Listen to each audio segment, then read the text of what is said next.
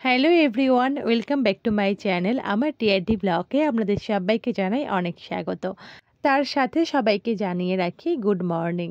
আজ সকালে ঘুম ভাঙতেই বাইরে বেরিয়ে দেখছি চারিদিকটা কুয়াশাতে অন্ধকার হয়ে রয়েছে। তাই দেরি না করে সোজা ওপরে উঠে আসলাম। ভাবলাম যে ছাদে থেকে ভিউটা আরও ভালো দেখা যাবে। তো সত্যি দেখুন চারিদিকটা একদম অন্ধকার হয়ে রয়েছে, কুয়াশাতে কিছুই দেখা যাচ্ছে না তেমন।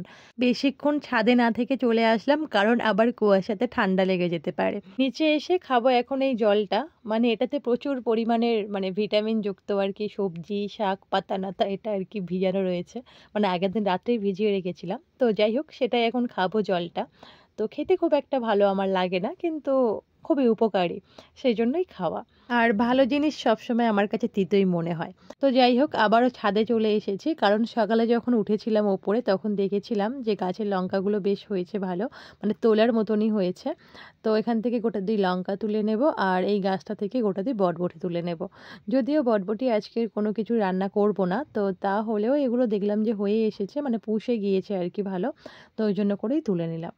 তো চলুন তারপর এখন নিচে যাব, গিয়ে ঠাকুর পুজোর জন্য একটু ফুল তুলব।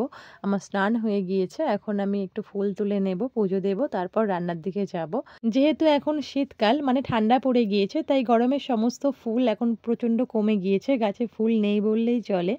এখন শীতের সিজনে যে সমস্ত ফুলগুলো, যেমন গাঁদা ফুল কিংবা দোপাটি ফুল, এই সমস্ত ফুলগুলোই বেশি পাওয়া যায়। তো যাই হোক আজকের গাছে দুটো জবা ফুল আর কয়েকটা টগর ফুল ফুটেছিল, সেটাই নিয়ে আজকের পুজোটা দিয়ে নেব। তাছাড়াও ভাবছি দেখি যে একটু ফুল গাছ লাগাবো, শীতের যে সমস্ত ফুল আর কি, দোপাটি গাঁদা, এগুলো বাড়ির মধ্যে একটু লাগানোর ইচ্ছা রয়েছে। তো দেখা যাক কি হয়। তাছাড়া এপারে তো রয়েইছে আমার মহাদেবকে দেওয়ার জন্য বেলপাতা, ওনাকে তো আর কিছুই লাগে না, শুধু একটা বেলপাতা দিলেই হবে। তাই গাছে থেকে দুটো তিনটে বেলপাতা তুলে নিলাম। আর এখন যদিও একটু পাতা রয়েছে, কিছুদিন পরে বেলপাতাও ঝরে পড়ে যাবে, নতুন পাতা আবার জন্মাবে, তো এটাও এখন কিছুদিন পরে পাওয়া যাবে না। তো যাই হোক চলুন পুজোটা সেরে নিই।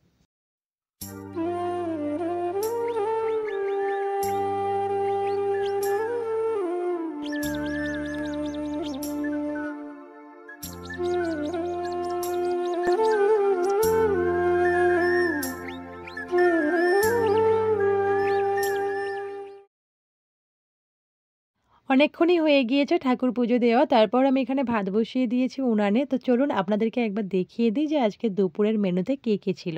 আপনারা তো জানেনই যে আমার রান্নার আগে সমস্ত কিছু হাতের কাছে গুছিয়ে নিতে খুব ভালো লাগে, তো সেই রকমই আমি সমস্ত কিছু আয়োজন করেই নিয়েছিলাম।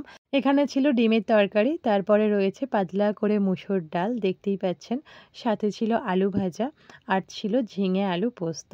এটাই ছিল আজকে দুপুরের খাবার। তারপর সন্ধ্যায় বেরিয়েছিলাম, একটু দরকার ছিল বাইরে তাই, আর বাড়িতে ফেরার পথে নিয়ে এসেছিলাম রসমালাই। এটা আমার খুবই প্রিয় একটা মিষ্টি। তো চলুন এটা খেতে খেতে আজকের ভিডিওটা তাহলে এখানেই শেষ করি। সবাই ভালো থাকবেন, সুস্থ থাকবেন, টাটা, গুড নাইট।